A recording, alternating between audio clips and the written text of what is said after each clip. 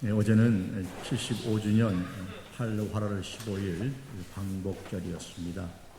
1945년 8월 15일이 일본에게는 패망의 날이었지만은 대한민국에는 해방의 날이었습니다.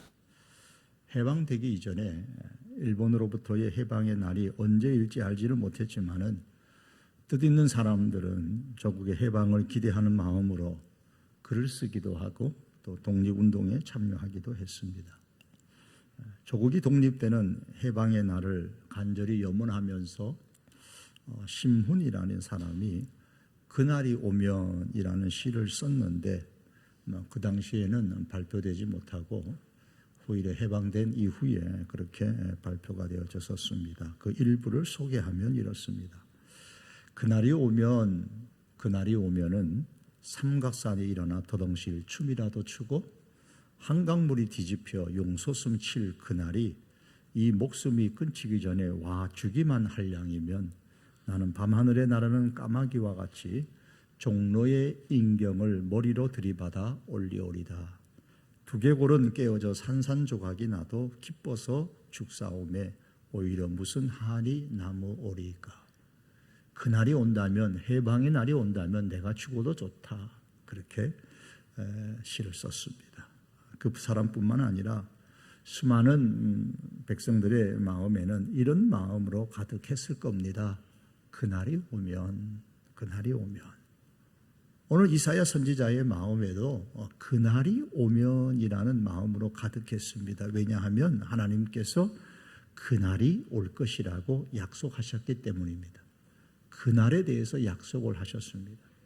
1절에 보시면 그날에라고 했고 2절에서도 그리고 12절과 13절에서도 반복하여서 그날에라고 했습니다. 이사야가 기대하는 그날은 가깝게는 아수르로부터의 해방을 의미하고 멀리는 하나님께서 인류의 역사의 종말을 통하여 우리에게 주시는 그날입니다. 또한 그뿐만 아니라 우리의 삶의 여정 속에서 그날에 대한 약속을 주십니다. 오늘 말씀은 종말의 그날의 관점에서가 아니고 그 당시 유대의 배경 속에서의 그날을 중심으로 살펴보면서 오늘 이 시대에 그날을 기대하는 우리들에게 어떤 의미가 있는지를 살펴보기를 원합니다. 그날을 해석하려면 본문에 대한 역사적 배경이 좀 필요합니다. 본문의 정치적인 배경은 히스기야가 왕으로 있을 때입니다.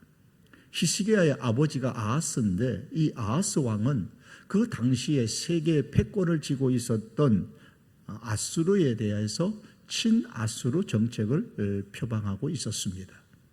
아하스의 뒤를 이었던 히스기야 왕은 처음에는 아버지가 만들어 놓은 정책대로 친아수르 정책을 펼치면서 아수르의 그 굴레를 벗어날 기회를 기다리고 있었습니다. 그러던 중에 기원전 705년에 아수르의 왕 사르곤 2세가 전쟁터에서 갑자기 죽습니다. 혹은 살해를 당했다라는 설도 있습니다. 어쨌든 갑자기 죽어요.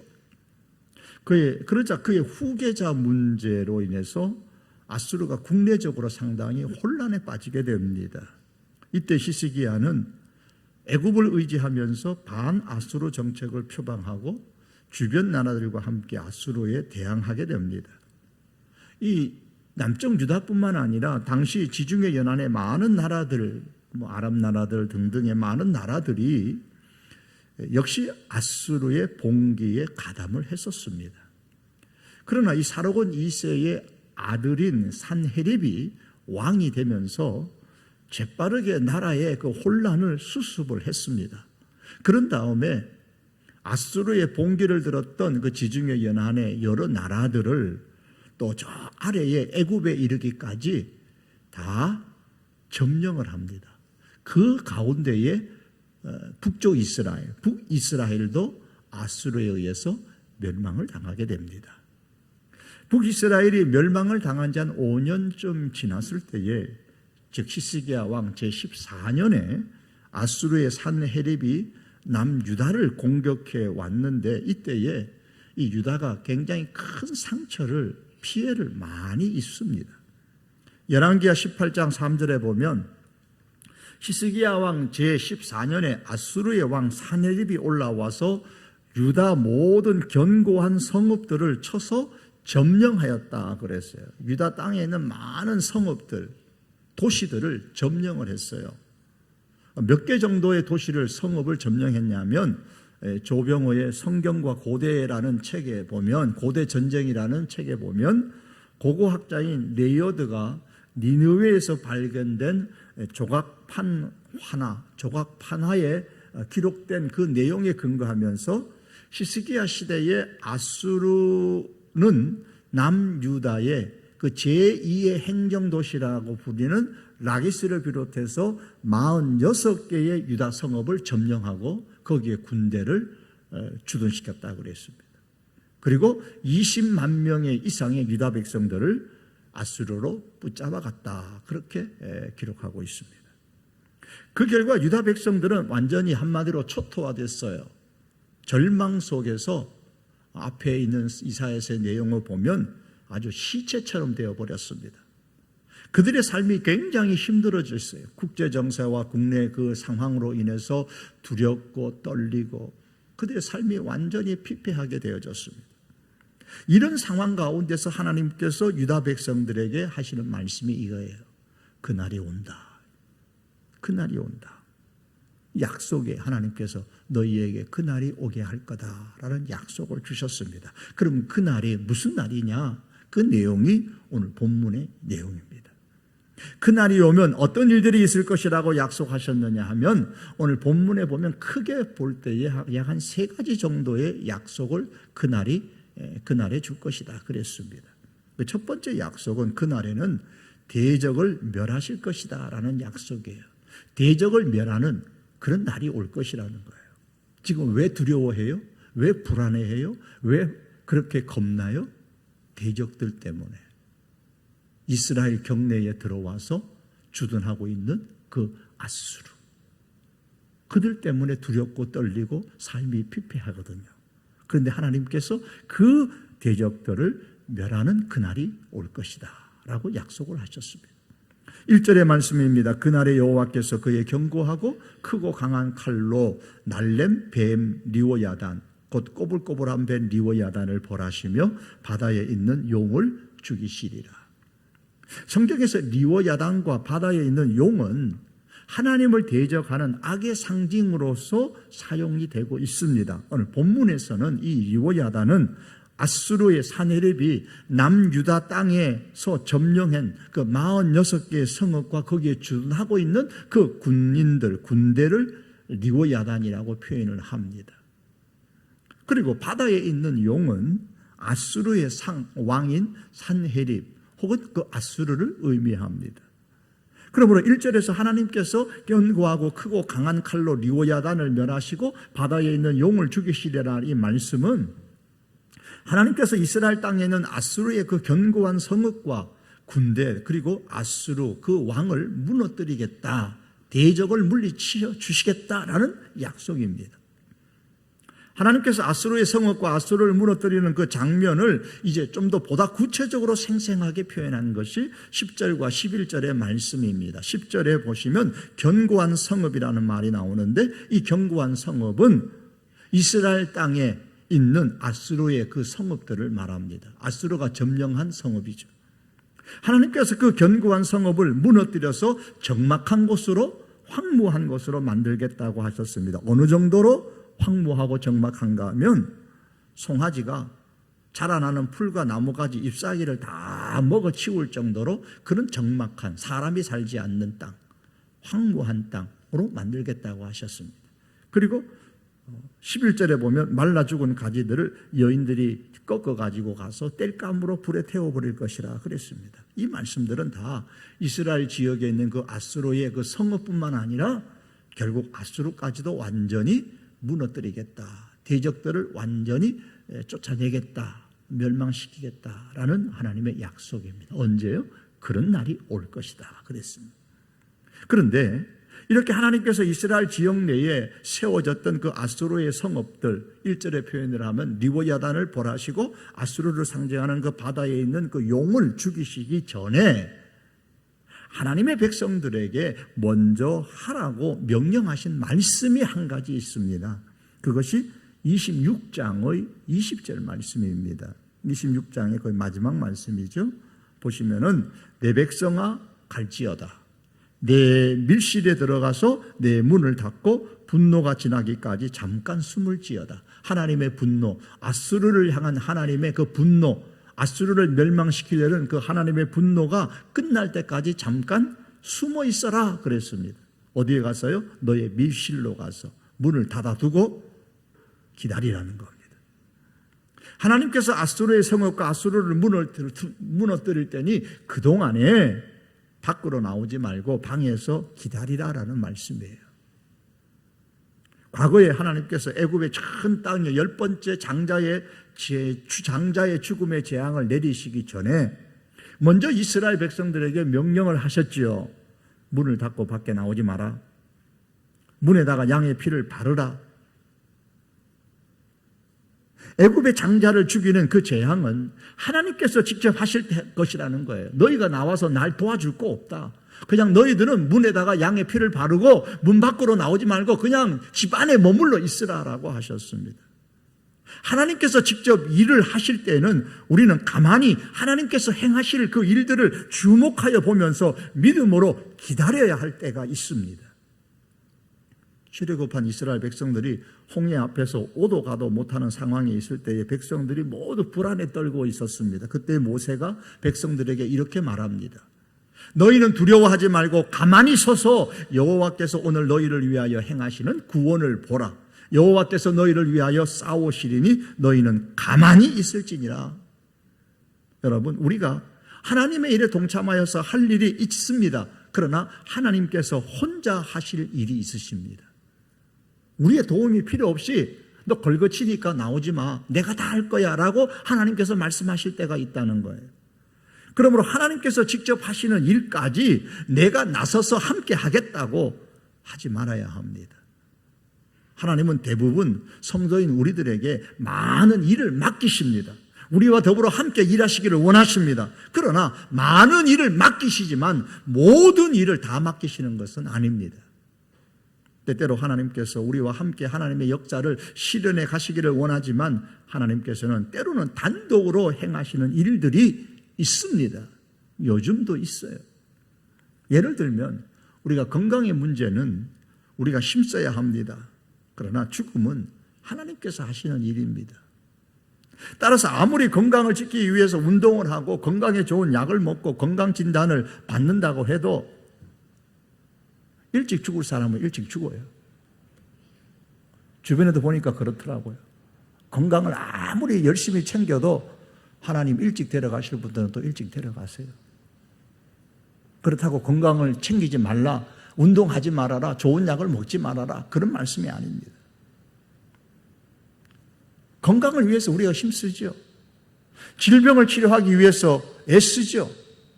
하나 그렇게 할지라도 그 죽음 그 자체는 하나님께서 주관하시는 겁니다.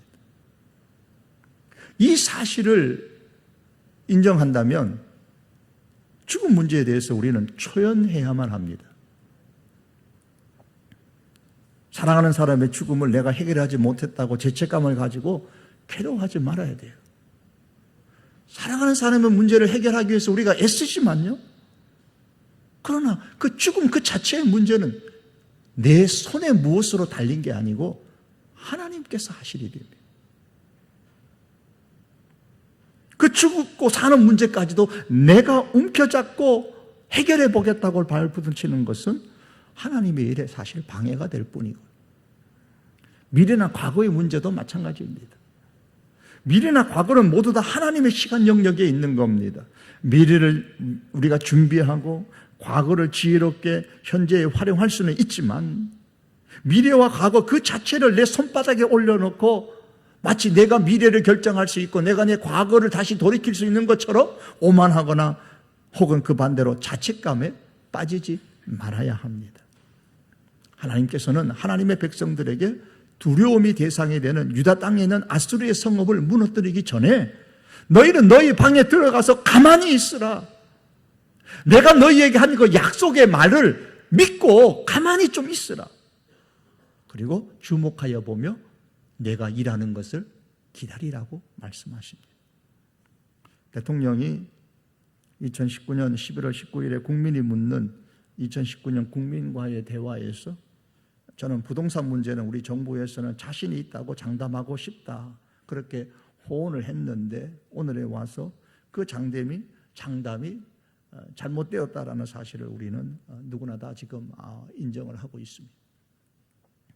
그러나 하나님은 약속하신 분이고 그 약속에 대해서 거짓이 없으신 하나님이십니다. 하나님께서는 유다 땅에 있는 아수르의 그 건교한 성읍, 유다 백성들이 그것으로 인해서 두렵고 떠는 그 존재들, 하나님이 무너뜨리시는 날이 오게 하겠다고 약속하셨습니다. 그리고 우리가 아는 바와 같이 그 약속을 신실하게 지키셨습니다.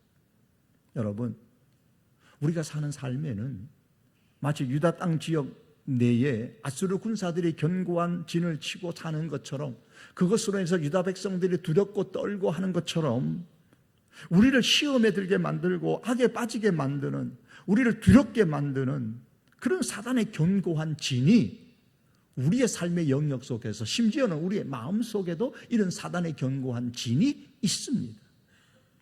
이 사단의 견고한 진이 우리를 힘들게 하고 두렵게 하고 때로는 사단에게 항복하여서 그냥 편안하게 살아라고 유혹을 합니다.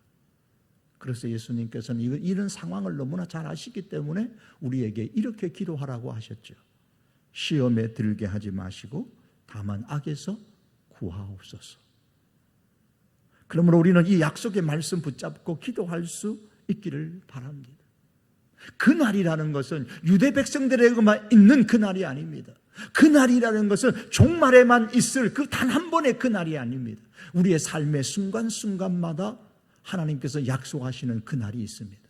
우리를 두렵게 만들고 우리를 떨게 만들고 우리의 삶을 황폐하게 만드는 그런 대적들이 우리의 상황 속에 얼마든지 일어날 수 있고, 하나님께서는 그것들을 물리쳐 주시겠다고 약속하시는 그날이 있습니다.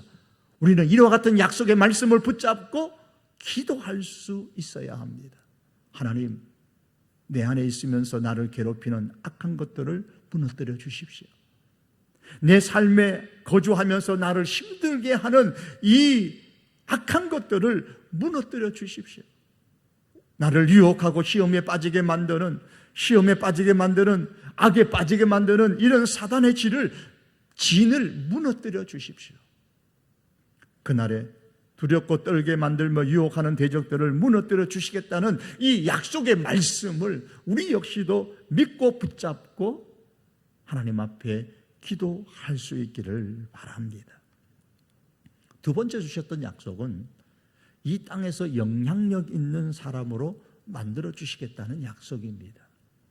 2절의 말씀 보면 그날에 너희는 아름다운 포도원을 두고 노래를 부를지어다 그랬어요. 지금은 어때요? 두렵고 떨리고 완전히 삶이 시체가 되어버린 것 같은 그런 상황 속에 있는데, 그날이 되면 너희가 아름다운 포도원을 두고, 이 아름다운 포도원을 유다를 말합니다. 유다 나라를 너희가 보면서 노래할 그날이 올 것이다 그랬어요. 히스기야가 친아수르 정책을 펴고 있을 때에 주변의 나라들은 반아수르 정책을 펴면서 아수르에 대항하려고 했던 적이 있습니다. 그때 친아수르 정책을 펴고 있는 유다 나라를 굉장히 주변의 나라들이 못마땅하게 여기고 이 히스기야 왕을 비겁하고 줏대가 없고 그렇게 비난을 합니다. 이로 통해서 유다 나라와 백성은 주변 나라들로부터 유다 나라는 많은 수치를 당하게 됩니다. 이렇게 수치와 수모를 당하던 유다 나라와 백성이 이제는 그날이 오면 아름다운 포도원이 되어서 노래하게 될 것이다. 그 아름다운 포도원을 두고서 보면서 노래하게 되는 그날이 올 것이라고 약속하셨습니다.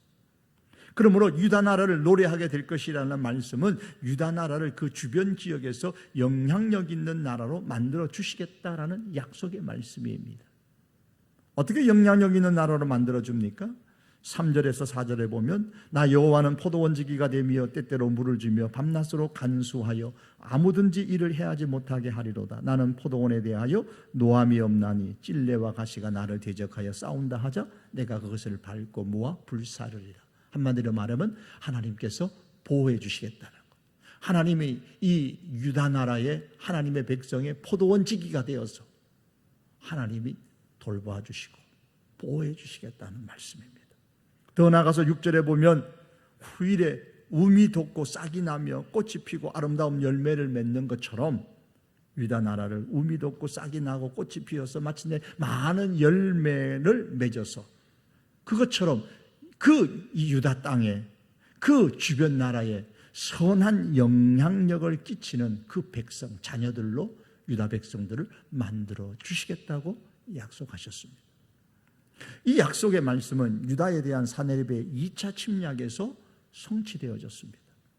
아수르의 산헤립이 18만 5천 명의 대군을 이끌고 예루살렘을 에워싸고 탑을 쌓아서 성을 포위하고 그 언덕을 쌓아서 예루살렘을 공격을 했었습니다. 이때의 유다 백성도 유다 나라의 주변의 나라 사람들도 모두 다 예루살렘 성은 이제 무너지고 유다 나라는 이제 완전히 멸망할 줄로 알았습니다. 그런데 하나님께서 생각하신 그날이 오기 전날 밤에 산헤립의 18만 5천 명의 군사를 하룻밤 사이에 하나님께서 다 전멸시키시고 극히 소수의 사람들만 아수르 본토로 도망을 갔습니다. 그뿐만 아니라 산헤립은 아수르로 돌아가기는 했지만은 그의 신전에서 그의 아들에게 살해를 당하게 되고 그리고 이 전쟁에서 패배했던 아수르는 이후에 그 세력이 급격히 악화되어져서 얼마 못 가서 그 후에 바벨론이라는 나라에 패망을 하게 되었습니다. 이 전쟁으로 인하여서 유다 왕 히스기야는 이라 그 주변 지역에서 스타 왕으로 아주 높임을 받게 되고 유다 나라는 이제 어깨에 힘을 주고 살 수 있었어요. 하나님께서 약속하신 대로 유다 나라를, 유다 백성을 주변 나라들의 선망이 되는 선한 영향력 있는 나라로 만들어 주셨습니다. 그런데 여기서 우리가 기억해야 될 것이 한 가지 있습니다. 힘들고 두려워하는 유다 백성들을 향하여 내가 너희를 이 땅에서 영향력 있는 나라로 만들어 주시겠다고 약속하시면서 이런 말씀을 하십니다. 5절에 보면 그리하지 아니하면 내 힘을 의지하고 나와 화친하며 나와 화친할 것이니라. 그리하지 아니하면이라는 번역이 본문을 이해하는 데 좀 어려움을 줍니다. 쉬운 성경에 보면 이 말씀은 이렇게 번역했습니다. 그러나 누구든지 피난처를 찾아 내게로 오면, 하나님의 말씀이에요. 누구든지 피난처를 찾아서 내게로 오면, 하나님께로 오면 나와 평화롭게 지낼 것이다. 내게로 와서 나와 평화롭게 지낼 것이다. 그랬습니다. 하나님을 피난처로 삼고 하나님을 자신의 힘으로 삼고 하나님을 찾아오라는 말씀입니다. 그러면 그날이 오게 하겠다는 거예요. 영향력 있는 나라로, 주변에 영향력 있는 사람들로 너희를 만들어 주시겠다고 하셨습니다. 히스기야가 산헤립이 18만 5천 명의 대군을 끌고 와서 예루살렘을 포기한 다음에 히스기야 왕에게 항복하라고 편지를 보냈습니다. 그때 히스기야가 그 편지를 들고, 산헤립이 보낸 편지를 들고 성전에 올라가서 편지를 하나님 앞에 다 펼쳐놓고 기도하기 시작합니다.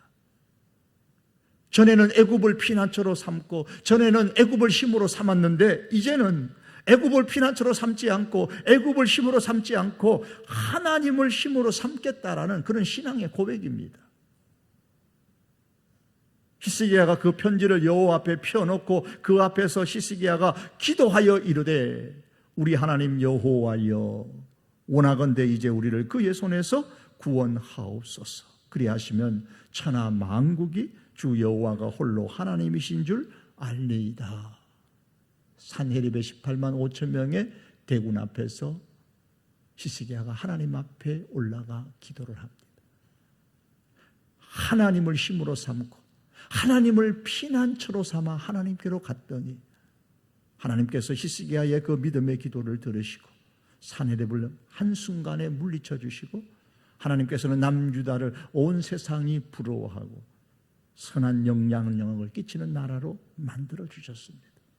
그러므로 여러분, 이 하나님의 약속을, 동일한 약속의 말씀을 우리가 붙들고 우리도 역시 하나님을 피난처로 삼고 우리의 삶이 어떤 환경 가운데 있든 힘들면 힘들수록 하나님을 피난처로 삼고 하나님을 내 힘으로 삼아서 약속의 말씀 붙잡고 하나님께 올라가 기도할 수 있기를 바랍니다. 주님, 우리 세대와 다음 세대의 자손의 세대가 이 주변의 환경에 따라 움직이지 아니하고 하나님의 뜻에 따라서 움직이게 해주십시오.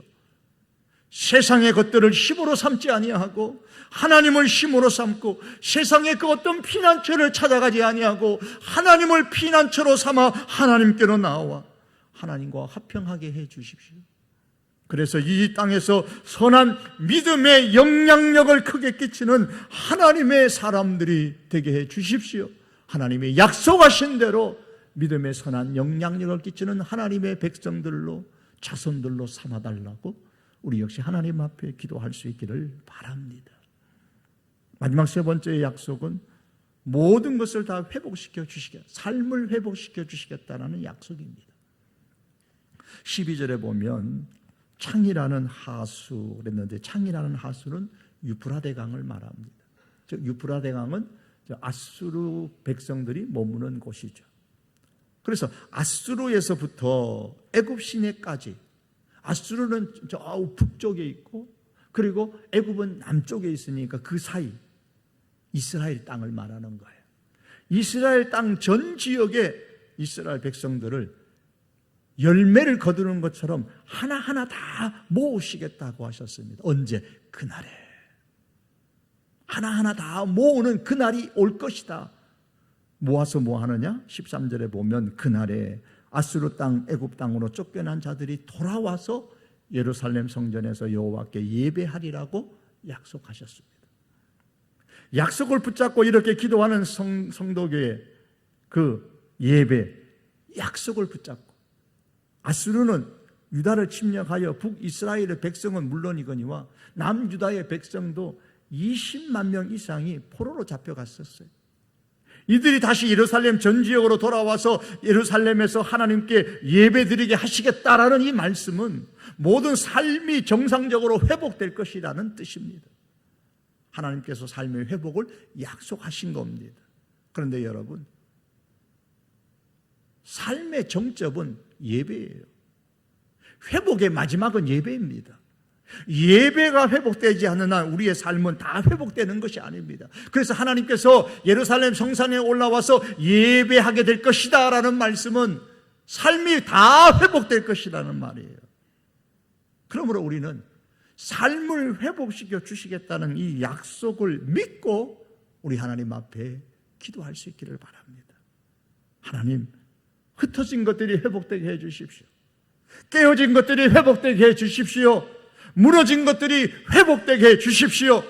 그리고 그 회복의 정점에 하나님을 향한 예배가 있게 해 주십시오. 기도할 수 있기를 바랍니다. 여러분이 코로나 이 사태로 통하여서 무너진 마음이 있습니까? 무너진 우리의 모든 경제들 우리 하나님 앞에 올려드리면서 그날이 오게 해 주십시오. 회복시켜 주시는 하나님의 은총의 그날이 오게 해달라고 우리 하나님 앞에 기도할 수 있기를 바랍니다. 말씀을 맺겠습니다.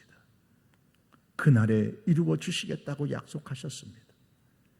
우리를 힘들게 하고 두려움을 주는 그런 대적들을, 그런 환경들을 멸하시겠다는 약속을 하나님이 주셨습니다. 이 땅에서 영향력 있는 사람으로 만들어 주시겠다고 약속하셨습니다. 삶을 회복시켜 주시겠다고 약속하셨습니다. 이 약속의 그날이 너희에게 있을 것이라고 했습니다. 이 그날은, 이 약속의 그날은 유다 백성들만을 위한 그날이 아닙니다. 마지막 종말의 때에 이루어질 그날이지만 그날만이 아닙니다. 우리의 삶의 환경 속에서 하나님은 이와 같은 그날을 주시겠다고 약속하셨습니다.